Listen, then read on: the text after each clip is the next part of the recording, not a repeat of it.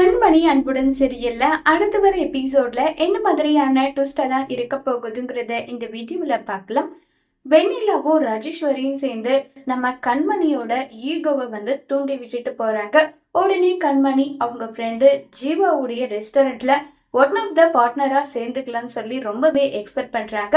இப்ப அதுக்கான பர்மிஷனையும் கொடுக்குறாங்க. இதை நினைச்சு ஜீவா ரொம்பவே சந்தோஷப்படுறாங்க. கண்மணி, இதை நான் உங்ககிட்ட இருந்து எதிர்பார்க்கவே இல்லை, எனக்கு ரொம்பவே சந்தோஷமா இருக்குன்னு சொல்லிட்டு ரொம்பவே சந்தோஷத்துல இருக்காங்க. இப்ப அடுத்த நாள் ஆகுது. அடுத்த நாள் எந்திரிச்சு போறாங்க. போய் பார்த்தா அங்க ஹோட்டல்ஸாவே இல்லை. ஒவ்வொரு விதமா ஒவ்வொரு மாதிரி இருக்கு. எல்லாரும் ஆளுக்கு ஒரு பக்கம் உட்காந்து பல்லாங்குழி விளையாடிட்டு இருக்கிறதும், கேரம் போர்டு விளையாடிட்டு இருக்கிறதும், கேம் விளையாடிட்டு இருக்காங்க ஆன்லைன்ல. இந்த மாதிரி எல்லாம் விளையாடிட்டு இருக்கிறத பார்த்த கண்மணிக்கு ரொம்பவே ஷாக்கிங்கா இருக்கும். கரெக்டா அந்த இடத்துக்கு ஜீவா வந்ததுமே அந்த இடமே மாறிடுது. உடனே நம்ம கண்மணி இது எல்லாமே அனலைஸ் பண்ணிட்டு தான் இருக்காங்க. இப்ப ஜீவா அவங்களுடைய ஹோட்டல்ஸ்ல இருக்க யார் யாரு எப்படின்றத எல்லாமே டீட்டெயில்டா சொல்லிட்டு இருக்காங்க. இங்க பாருங்க, எல்லாருக்குமே ஒவ்வொரு திறமை இருக்கும். அதை ஒரே புள்ளியா செஞ்சா மட்டும்தான் இது எல்லாத்துக்குமே நல்லதா இருக்குன்னு சொல்லி அட்வைஸ் எல்லாமே பண்ணிட்டு இருக்காங்க. இவளுக்கு வேற வேலை இல்லைன்ற மாதிரியே கிண்டல் பண்ணி எல்லாம் பேசிக்கிட்டு இருக்காங்க. இப்ப நம்ம ஜீவா அட்வைஸ் பண்ணிட்டு இருக்கும் போது மாறி மாறி ஒருத்தர் மாத்தி ஒருத்தர் என்னுடைய வெஸ்டர்ன் சமையல் தான் பெஸ்ட், நாட்டு சமையல் தான் பெஸ்ட்ன்னு சொல்லிட்டு மாறி மாறி அடிச்சிட்டு இருக்காங்க. உடனே ஜீவாவுக்கா பயங்கரமா கோவம் வருது. போதும், நிறுத்துங்க, என்ன பண்ணிட்டு இருக்கீங்க நீங்க? புதுசா ஒருத்தர் வராங்க, ஒன் ஆஃப் த பார்ட்னர்ன்னு சொல்லிட்டு நான் சொல்லிட்டு இருக்கேன். ஆனா அத பேசாம இப்படி பண்ணிட்டு இருக்கீங்க, என்ன நினைச்சு இப்படி எல்லாம் பண்ணிட்டு இருக்கீங்கன்னு சொல்லிட்டு ரொம்பவே கோவப்பட்டு ஜீவா பேச, விடு ஜீவா, நான் பாத்துக்கிறேன், இதுக்கெல்லாம் நீ ஏன் டென்ஷன் ஆகுறேன்னு சொல்லிட்டு ஜீவாவை கூல் பண்ணிட்டு இருக்காங்க. இப்போ ஒரு கஸ்டமர் வராங்க, ஃபுல் மீல்ஸ் வேணும்னு சொல்லிட்டு சொல்றாங்க. அதுக்கு சாம்பார் சாதம் சொல்லிட்டு இதெல்லாம் வைக்கிறாங்க. அவரு ரசம் கேக்குறாங்க. ரசம் வேணுமான்னு சொன்னதும் சரி போய் ரசம் எடுத்துட்டு வரேன்னு சொல்லி ரசத்தை எடுக்க போறாங்க. அங்க பார்த்தா மாறி பார்த்து சண்டை போட்டுட்டு இருக்காங்க. ரசம் கருகி போயிடுச்சுன்னு சொல்லிட்டு ஒரு பக்கம் பேசிட்டு இருக்க. உடனே நம்ம கண்மணி தேன்மொழி, பச்சை புளி ரசம் அதுதானே இப்ப ஃபேமஸா இருக்கு, அது பண்ணி உடனே கொடுத்துடலாம் சரியான்னு சொல்லிட்டு இப்ப தேன்மொழியும் கண்மணியும் சேர்ந்து பச்சை புளி ரசம் செஞ்சு எடுத்துட்டு கஸ்டமருக்கு கொடுக்குறாங்க. லேட்டா வந்தாலும் லேட்டஸ்டா இருக்குமா ரசம், சாப்பிடவே அவ்வளோ தேன் அமிர்தம் மாதிரி இருக்கு, இதை விட இது சூப்பரா இருக்குன்னு சொல்லிட்டு பாராட்டிட்டு போறாங்க. நாங்க உங்களை விட இன்னும் நிறைய பேருக்கு நாங்க இந்த ஹோட்டலை சஜஷன் பண்றோம்னு சொல்லிட்டு போறாங்க. இதை கேட்ட கண்மணி ரொம்ப சந்தோஷம், இதே மாதிரி வாங்கன்னு சொல்லி வெல்கம் பண்ணி அனுப்புறாங்க. உடனே ஜீவா பார்த்து கத்துக்கோங்க கண்மணிய, ஹோட்டல்ஸ் இப்படி இருக்குன்னா அதுக்கு காரணமே நீங்க தான், உங்களாலதான் ஹோட்டல்ஸ் இப்படி இருக்குன்னு சொல்லிட்டு ரொம்பவே கோவப்பட்டு பேசிட்டு இருக்காங்க. இப்போ என்ன பண்றதுன்னே தெரியாம ஆளுக்கு ஒரு பக்கம் ஃபீல் பண்ண கண்மணி எதுக்காக சும்மா தேவையில்லாம இப்படி அடிச்சிட்டு இருக்கீங்க, நீங்க அடிச்சிட்டு இருக்கிறதுனால நம்ம ஹோட்டலோட பேரு தான் கெட்டு போகுது, கஸ்டமரோட பேரு தான் கெட்டு போகுதுன்னு நல்லா சொல்லி அட்வைஸ் பண்ணிட்டு இருக்காங்க. இங்க பாருமா, நீ இன்னைக்குதான் வந்திருக்க, எங்களை பத்தி எதுவும் உனக்கு தெரியாது, தெரிஞ்சுக்கிட்டு நீ என்ன பண்ண போறன்னு எல்லாம் சொல்லி பேசிட்டு இருக்காங்க. இங்க பாருங்க, ஒன் ஆஃப் த பார்ட்னர்னா நான் என்ன சொல்றேனோ, நான் என்ன சஜஷன் பண்றேனோ அது செய்யறதுதான் உங்களுடைய வேலை, முதல்ல நீங்க அதை செய்யுங்கன்னு சொல்லிட்டு கண்மணி ரொம்பவே ஸ்ட்ரிக்டா பேசினதும் எல்லாரும் வாயை மூடிக்கிட்டு அவங்கவுங்க வேலையை பாக்குறாங்க. உடனே தேன்மொழி கண்மணி கிட்ட கேக்குறாங்க, என்ன கண்மணி, பூமாதேவி மாதிரி பொறுத்துட்டு இருந்த, இப்போ உடனே காளி மாதிரி எழுதிட்டேன்றாங்க.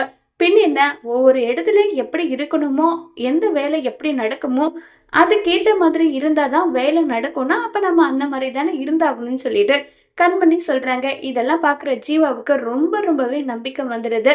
கண்மணி இந்த ஹோட்டலுக்கு வந்துட்டா இனி நமக்கு கவலையே கிடையாது, எல்லா வேலையுமே கண்மணியே பார்த்துப்பான்னு சொல்லிட்டு ரொம்பவே சந்தோஷத்துல ஜீவா இருக்காங்க. கண்மணி, எனக்கு நம்பிக்கை வந்துடுச்சு, நல்லபடியா நல்ல நிலைமைக்கு ஹோட்டலை கொண்டு வந்துடுவேன்ற நம்பிக்கை எனக்கு வந்துடுச்சுன்னு சொல்லிட்டு ரொம்பவே சந்தோஷமா பேசிக்கிட்டு இருக்காங்க.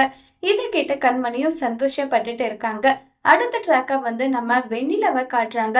வெண்ணிலா அன்புவை எப்படியாவது நம்ம கண்ட்ரோலுக்கு கொண்டு வரணும், என்ன பண்றது ஒண்ணுமே புரியலன்னு சொல்லிட்டு வெண்ணிலா ஒரு பக்கம் குழப்பத்துல இருக்காங்க. கரெக்டா அந்த இடத்துல பாட்டி வராங்க. என்ன வெண்ணிலா, எதை பத்தி யோசிச்சுட்டு இருக்கேன்னு சொல்லி கேட்டுட்டு இருக்காங்க.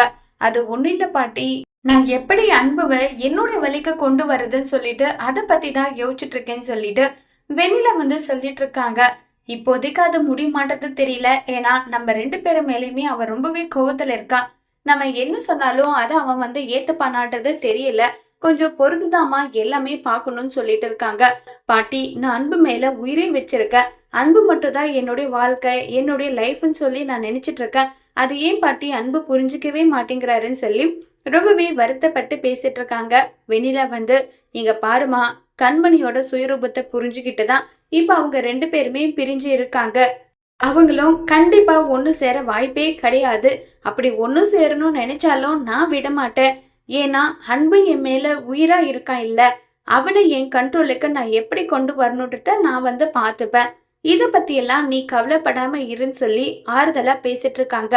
என்னவோ பாட்டி, நீங்க சொல்றீங்க சரி, நானும் வந்து என்னால முடிஞ்ச முயற்சி பண்ணி அன்பு கிட்ட நான் எப்படிப்பட்டவ என்ன வந்து நான் ப்ரூவ் பண்ணிக்கிறேன்னு சொல்லி இப்ப நம்ம வெண்ணிலா வந்து முடிவு பண்ணிடுறாங்க. அடுத்த ட்ராக்கா வந்து பாத்தீங்கன்னா நம்ம அன்பு நடு ரோட்ல நடந்து போயிட்டு இருக்காங்க. வெண்ணிலா கார்ல வராங்க. வெண்ணிலாவை பார்த்ததும் அன்பு வந்து அந்த பக்கம் திரும்பி போறாங்க. அன்பு, ஒரு நிமிஷம் நில்லுங்க அன்பு, என்ன பண்ணிட்டு இருக்கீங்க? நீங்க இப்படி எல்லாம் நடந்து வரணும்னு உங்களுக்கு என்ன தலையெழுத்து அன்பு? எதுக்காக நடந்து வந்துட்டு இருக்கீங்க? வாங்க அன்பு, கார்ல வந்து உட்காருங்க வாங்கன்னு சொல்லிட்டு ரொம்பவே கன்சிடரா பேசுறாங்க. ஏய், உன் மூஞ்சில முழிக்கிறதே பாவம் தான். நான் வீட்டை விட்டு வந்த என்னை வெளியே வந்தா கூட என்னை நிம்மதியா இருக்க விட மாட்டியா? எதுக்காக சும்மா தேவையில்லாம வந்து என்கிட்ட தொந்தரவு பண்ணிட்டு இருக்க? ஒழுங்கு மரியாதை இங்க இருந்து போன்னு சொல்றேன் இல்லடின்னு சொல்லிட்டு இருக்காங்க. அன்பு, நீங்க என்ன அடிங்க திட்டுங்க என்னனாலும் பண்ணுங்க, ஆனா தயவு செஞ்சு நான் என்ன சொல்ல வரேன்றத கேளுங்க. ஏன் அன்பு இப்படி பண்றீங்கன்னு சொல்லிட்டு கேக்குறாங்க. இங்க பாரு, நீ என்னதான் நடிச்சாலும் என் வீட்டுல இருக்க என் அப்பாவும் என் பாட்டியும் வேணும்னா நம்புவாங்க. நீ சொல்றதெல்லாம் எனக்கு நம்பணுன்ற அவசியமே கிடையாது. ஒழுங்கு மரியாதை இங்கிருந்து போன்னு சொல்றேன்ல, போடின்னு சொல்லி கோவப்பட்டு பேசுறாங்க. அன்பு வந்து வெண்ணிலா எவ்வளவோ ட்ரை பண்றாங்க. ப்ளீஸ் அன்பு, நான் என்ன சொல்ல வரேன்றத காது கொடுத்து கேளுங்க அன்பு ப்ளீஸ்ன்னு சொல்லி எவ்வளோ ரிக்வெஸ்ட் பண்ணாலும் வெண்ணிலா வந்து எதை சொன்னாலுமே அன்பு காது கொடுத்து கூட கேட்கறதே இல்லை. ஒழுங்கா இங்கிருந்து போயிடு, இல்லைன்னா அசிங்கமாயிடும் உனக்குன்னு சொல்லி திட்டிட்டு அங்கிருந்து கோவமா கிளம்பி போயிடுறாங்க. இப்ப வெண்ணிலாவுக்கா ஒரு பக்கம் ரொம்பவே கோவமா இருக்கு. அன்பு கிட்ட நம்ம எந்த அளவுக்கு வந்து கீழே இறங்கி போறோம், ஆனா அன்பு கொஞ்சம் கூட என்னை மதிக்காம இக்னோர் பண்ணிட்டு போறாரு. போங்க அன்பு போங்க, இன்னும் எவ்வளவு தூரம், எத்தனை நாளைக்கு இப்படியே நீங்க ஓடுவீங்க, நானும் பாக்குறேன்னு சொல்லிட்டு வெண்ணிலா ரொம்பவே கோவத்துல வந்து இருக்காங்க. அடுத்ததா வந்து நம்ம அன்புவோட ட்ராக்க காட்டுறாங்க. அன்பு வந்து ரெஸ்டாரண்ட்டுக்கு போறாங்க. அங்க நம்ம கண்மணி எல்லா சமையலுமே ரொம்பவே சூப்பரா வந்து சமைச்சிட்டு இருக்காங்க. அன்பு வந்து எதுவுமே பேசாம அமைதியாவே அங்கிருந்து கிளம்பி போயிடுறாங்க. இப்ப ஜீவா வந்து அன்பு கிட்ட சொல்லிட்டு இருக்காங்க. கண்மணி ரொம்பவே நல்லவங்க தெரியுமா? அவ சின்ன வயசுல இருந்தே என்னுடைய பெஸ்ட் ஃப்ரெண்ட். அவளை பத்தி எல்லா விஷயமும் எனக்கு தெரியும். ஆனா அவ ஹஸ்பண்ட் ஏன் நான் கண்மணியை புரிஞ்சுக்காம போயிட்டாரோ தெரியலன்னு சொல்லி ஃபீல் பண்ணி பேசிட்டு இருக்காங்க. அன்புக்கு இந்த விஷயம் தெரியும், இருந்தாலும் அவ என்ன வாயால சொல்லியிருக்கான்றத தெரிஞ்சுக்கணும்னு சொல்லிட்டு ஜீவா வாயால புடுங்கணும் உண்மைன்னு சொல்லிட்டு இப்ப புடுங்க பாக்குறாங்க. சார் என்னாச்சு? கண்மணி மேடத்துக்கு மேரேஜ் ஆயிடுச்சு தானேன்னு சொல்லிட்டு கேட்டுட்டு இருக்காங்க. ஆமா, அவ வந்து உயிருக்குயிரா விரும்பிதான் கல்யாணம் வந்து பண்ணாலாம். கல்யாண லைஃப் வந்து எந்த அளவுக்கு ஸ்ட்ரகிளா இருந்தாலும் அவ புருஷனுக்காக அந்த லைஃபை வந்து அவ சந்தோஷமா ஏத்துக்கிட்டு அந்த குடும்பத்துல ஒரு வேலைக்காரியா நடத்தினாலுமே அது எதை பத்தி எல்லாம் எந்த ஒரு கேரும் பண்ணாம அவ்வளோ ஃபீல் பண்ணிட்டு இருந்தாலும், ஆனா ஒரு பாட்டின்னு வரும்போது அவ ஹஸ்பண்ட் வந்து இவளை விட்டு கொடுத்துட்டாங்களாம். அதை நினைச்சு ஃபீல் பண்ணா. அதனால முன்னேறி வரணும், அதுக்காக எப்படிப்பட்ட ரிஸ்க்னாலும் எடுப்பேன்னு சொல்லிட்டு கண் முழிச்சு பிரியாணி விற்கிறது, இடியப்பம் புளியுறதுன்னு சொல்லி அவ்வளோ கஷ்டப்பட்டா. சரி, அவளுக்கும் வந்து முன்னேறணுன்ற எண்ணம் இது. அதே மாதிரி என்னுடைய ஹோட்டலும் நல்லபடியா ரன்னிங் ஆகணும், அதுக்காக ஒன் ஆஃப் த பார்ட்னரா கண்மணியை சேர்த்துக்கிட்டேன். அதுக்கு கூட முடியாது, நான் வந்து சொந்த காலில் நிக்கணும்னு அவ சொன்னா. நான் தான் ரொம்பவே கட்டாயப்படுத்தினேன். ஆனா அவ நினைச்ச மாதிரியே வந்து அவளும் முன்னேறிட்டா. ஹோட்டலும் மெல்ல மெல்ல ரன்னிங் ஆகுதுன்னு சொல்லி ஜீவா வந்து சொல்லிட்டு இருக்காங்க. சார், அவங்க ஹஸ்பண்ட் யாரு என்ன ஏதுன்னு ஏதாவது சொன்னாங்களான்னு சொல்லிட்டு கேட்டுட்டு இருக்காங்க. அவளுடைய ஹஸ்பண்டை பத்தி ஏதாவது ஒரு வார்த்தை அவங்க அம்மாவா யாரோ ஒருத்தர் பேசினா கூட அவ்வளோ வந்து கோவப்படுறா. ஆனா இவ்வளோ நடந்திருக்கு, இப்ப வரைக்குமே அவ ஹஸ்பண்ட ஒரு வாரத்தை கூட அவ திட்டியோ என்ன பண்ணியோ நான் பார்த்தது கிடையாது. அவ புருஷன் மேல அந்த அளவுக்கு அன்பு பாசம் அவ வச்சிருக்கா. எனக்கு அவ புருஷன் மேலதான் ரொம்பவே கோவமா இருக்கு. இந்த அளவுக்கு நல்ல பொண்ணை வந்து அவ புருஷன் மிஸ் பண்ணிட்டாங்கன்னு சொல்லிட்டு எல்லாம் பேசிட்டு இருக்காங்க.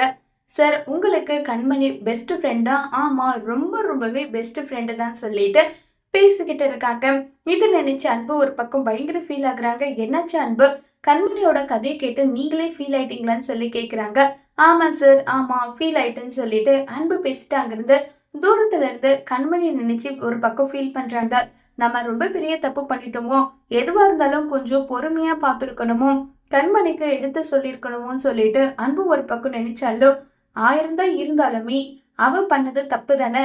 அத்தனை பேருக்கு முன்னாடி வயசுல பெரியவங்கன்ற மரியாதை கூட இல்லாம அவ கைய ஓங்குனது ரொம்ப பெரிய தப்பு தானேன்னு சொல்லிட்டு அன்பு திரும்பவும் பழைய படியே வந்து கண்மணி மேல வந்து கோபம் ஆயிடுறாங்க. இப்ப நம்ம கண்மணி தென்மலை கிட்ட வந்து இது இந்த டிஷ் இப்படி பண்ணுங்க, டேஸ்ட் அப்படி பண்ணுங்கன்னு சொல்லிட்டு ஒவ்வொரு இன்ஸ்ட்ரக்ஷனா கொடுத்துக்கிட்டே இருக்காங்க. ஒரு பக்கம் நம்ம கண்மணி வேலை பார்க்க தூரத்துல இருந்து கண்மணியை பத்தி தப்பா வந்து பேசிட்டு இருக்காங்க. அதுல ஹோட்டல்ல வேலை பார்க்கறவங்க, ஆமா இவ பாரு புருஷனை விட்டுட்டு ஜீவா சாரு பணக்காரரு, அவரை எப்படியாவது மயக்கலான்னு சொல்லிட்டு மயக்கிறதுக்காக தான் வந்து இப்படி எல்லாம் சீன் போட்டுட்டு இருக்கான்ற மாதிரி கண்மணியை பத்தி தப்பா பேசினதும் அன்புக்கா பயங்கரமா கோவம் வருது. ஏய், உனக்கு கண்மணி பத்தி என்ன தெரியும், என்ன தெரியும் சொல்லு, எதுக்காக அவளை பத்தி நீ தப்பா பேசுறேன்றாங்க. சார், அவ யாரு சார் உங்களுக்கு, அவளை பத்தி தப்பா பேசினா உங்களுக்கு ஏன் கோவம் வருது, அவ எப்படி எல்லாம் சீன் போடுற பார்த்த இல்லைன்றாங்க. டேய், அவ என்னடா சீன் போட்டா, என்ன சீன் போட்டா, நீ செய்யற வேலை ஒழுங்கா செய்யல, ஒழுங்கா வேலை செய்யுன்னு சொல்லி சில இன்ஸ்ட்ரக்ஷன் கொடுக்கறா, அது செய்யறது தானே உன்னுடைய வேலை, அதை சொன்னா அதுக்கு அவ ஓவரா பண்றான்னு அர்த்தமா என்னடா, அவ ஒன் ஆஃப் த பார்ட்னரா அதுல சேர்ந்திருக்கானா, இந்த ஹோட்டலோட நல்லது கெட்டது எல்லாமே அவ எடுத்து சொல்லுவா, அதை கேட்க உனக்கு என்னடா ரைட்ஸ் இருக்குன்னு சொல்லி அன்பு கோவப்பட உடனே அந்த இடத்துல ஜீவா கண்மணி தேன்மொழின்னு சொல்லிட்டு எல்லாருமே சேர்ந்துறாங்க. உடனே ஜீவா வந்து கேக்குறாங்க அன்பு கிட்ட, வாட் அன்பு, எதுக்காக இவர் அடிச்சிட்டு இருக்கீங்க, இவரும் இதுல ஒன் ஆஃப் த செஃப்ன்றாங்க. செஃப் ஆனவங்க செஃப் ஆன வேலையை மட்டும் பார்த்தா போதாதா, எதுக்காக தேவையில்லாம பேசணும்னு சொல்லிட்டு அன்பு கோவப்பட உடனே ஜீவா வந்து என்ன பேசினாரு சொல்லுங்கன்றாங்க. கண்மணியை பத்தி உங்களை பத்தியும் தப்பா பேசுறாங்க, கண்மணி வந்து உங்களை மயக்கிறதுக்காக தான் இப்படி எல்லாம் வந்து சீன் போடுறேன்னு சொல்லிட்டு இவன் பேசுறான். யாரா இருந்தாலும் இருக்கட்டும், ஒரு பொண்ணை பத்தி தப்பா பேசலாமா சொல்லுங்கன்னு சொல்லிட்டு அன்படிக்க கண்மணிக்கு இது ஒரு மாதிரி ஃபீல் ஆயிடுது. உடனே ஜீவா, இங்க பாரு, இப்படி ஒரு கேவலமான வேலையை நீ செஞ்சினா நீ இந்த ஹோட்டலுக்கு தேவையே கிடையாது, ஒழுங்கு மரியாதை இங்கிருந்து போடான்றாங்க. உடனே அந்த லேபர் வந்து, ஏண்டா நான் வந்து உண்மையை சொன்னா உங்களுக்கு கோபம் வருதா, ஒரு நாள் இல்ல ஒரு நாள் நீங்க ரெண்டு பேரும் ஜோடியா நிக்க போறீங்க, அப்ப நான் பாத்துக்கிறேன், இந்த ஹோட்டல்ல நான் வேலை செய்யறதும் ஒன்று வேலை செய்யாததும் ஒண்ணுதான் சொல்லிட்டு கோவமா அங்கிருந்து போயிடுறாங்க. உடனே நம்ம கண்மணி கிட்ட வந்து ஜீவா ஃபீல் பண்ணி மன்னிப்பு கேக்குறாங்க. நீ பாட்டுக்கு சந்தோஷமா இடியாப்பம் விட்டுட்டு பிரியாணி விட்டுட்டு இருந்த உன்னை வந்து நான் இப்படி கூட்டிட்டு வந்து உன் பேரை நான் வந்து அசிங்கப்படுத்துற மாதிரி எனக்கு இருக்கு கண்மணின்னு சொல்லிட்டு ஃபீல் பண்ணி பேசுறாங்க. ஆனா கண்மணிக்கு அது ஒரு ஃபீலிங்காவே இல்ல. விடு ஜீவா, 4 பேர் இப்படி பேசதான் செய்வாங்க, அவங்கள நினைச்சு ஃபீல் பண்ணிட்டு இருந்தா நம்ம அடுத்த கட்ட நகர்வு செய்யவே முடியாது. அவங்க யாருன்றது நமக்கு தெரியும், நீ நானும் எப்படிப்பட்டவங்க என்ன ஏதுன்றது நமக்கு தெரியும். அப்படி இருக்கும்போது மத்தவங்கள நினைச்சு நம்ம ஏன் ஃபீல் பண்ணணும், இதுக்கெல்லாம் நீ ஒன்னும் ஃபீல் பண்ணாத, நான் இதை பெரிய விஷயமாவே எடுத்துக்கல, வா ஜீவான்னு சொல்லிட்டு அங்கிருந்து கண்மணி வந்து கிளம்பி போயிடுறாங்க. இப்ப நம்ம கண்மணி கிட்ட வந்து தேன்மொழி சொல்றாங்க, நிஜமாவே அந்த அன்பு சார் ரொம்பவே நல்லவரா இருக்காரு, ஆமா தானே கண்மணின்றாங்க. என்ன தேன்மொழி, அவங்களுடைய உண்மையான குணம் என்ன எதுன்னு தெரியாம மத்தவங்க மேல வந்து இந்த அளவுக்கு நல்லவங்க வல்லவங்க நல்லா வந்து சர்டிபிகேட் கொடுக்காதுன்னு சொல்றாங்க. ஏய், நான் நல்லாவே புரிஞ்சு வச்சிருக்கேன், அவங்களுடைய கண்ணை பத்தி அவர் யாரு எப்படிப்பட்டவர்ன்றதை எல்லாமே என்னால நல்லபடியாவே புரிஞ்சுக்க முடியும்.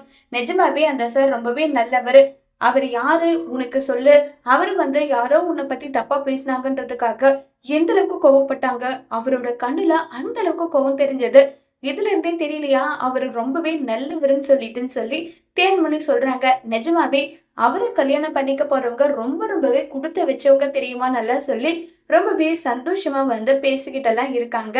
இது கேட்ட கண்மணிக்கு அன்பு மேல ஒரு மாதிரி கியூரியாசிட்டி வருது. இருந்தாலுமே அன்பு பேசின வார்த்தை தான் அடுத்த கட்டமா வருது. என்னதான் அவரை நான் இப்ப வரைக்குமே விரும்பி இருந்தாலுமே அவர் வந்து என்ன பத்தியும் என் குடும்பத்தை பத்தியும் பேசினது ரொம்பவே தப்பு. நான் வந்து எந்த அளவுக்கு அவருக்கு இம்பார்ட்டன்ட் கொடுக்குறேன், அவர் தான் என் வாழ்க்கை, அவர் தான் என் உலகம் நினைச்சிட்டு இருந்தேன். ஆனா அவரை பொறுத்த வரைக்கும் அவர் பாட்டி தான் முக்கியம் முடிவு எடுத்துட்டாரு இல்ல. இனி எதை பத்தியும் அவர் எனக்கு என்ன சப்போர்ட் பண்ணாலும் எனக்கு அதை பத்தி கொஞ்சம் கூட கவலை கிடையாது. நான் என்னுடைய வளர்ச்சியை நோக்கி போயிட்டே தான் இருப்பேன். என்ன ஆனாலும் சரி, என் வளர்ச்சியை எதுக்காகவும் யாருக்காகவும் தடுத்து நிறுத்தணுன்ற அவசியம் எனக்கு கிடையாது. கண்டிப்பா நான் தடுத்து நிறுத்திக்க மாட்டேன்னு சொல்லி ரொம்பவே போல்டா கண்மணி வந்து முடிவெடுக்கிறாங்க.